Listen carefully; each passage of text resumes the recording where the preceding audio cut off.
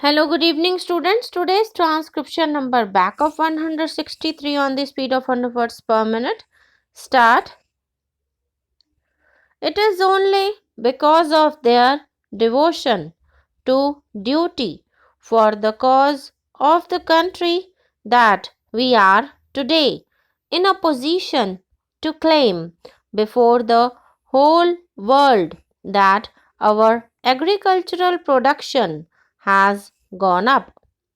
I say this because we must remember that it is the people who are paying with their blood, paying with their sweat for the rebuilding of our country's economy, for the rejuvenation of our nation.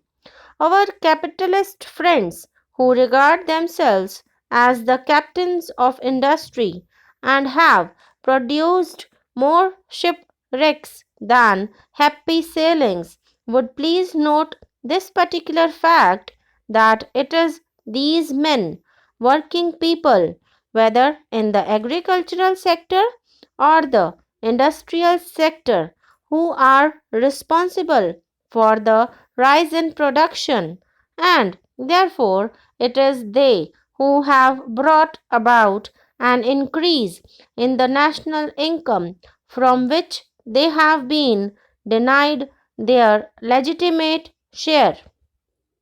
Mr. Deputy Chairman, now we are discussing the question of taxes. The Finance Minister is in a very pleasant mood these days. I think that he is in a very happy posture of mind today when he makes such speeches. He forgets that merely by taking money from the rich, you don't distribute to the poor. We have seen in the United States, in Germany, in England, where heavy taxation measures obtained at the same time, relatively speaking, the poverty of the people continues.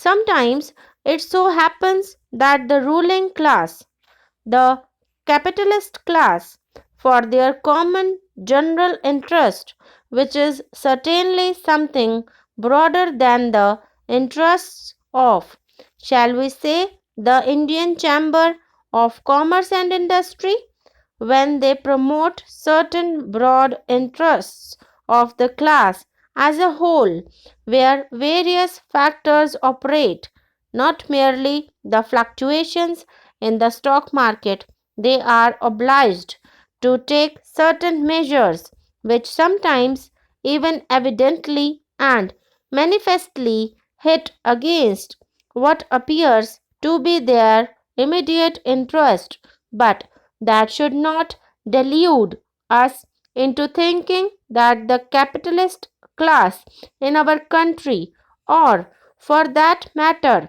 that this government has adopted a policy of making the rich pay for the poor.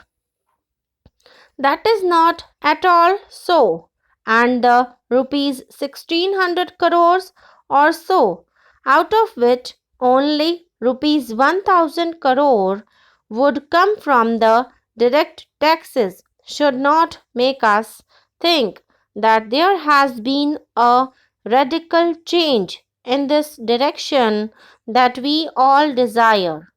We welcome the halting step that the minister takes. We welcome the steps, however belated, and we welcome even the pickpocketing of the capitalists. It requires only a pickpocket to get rupees 1000 crores from the capitalist class. Even when they do such things, we always welcome them.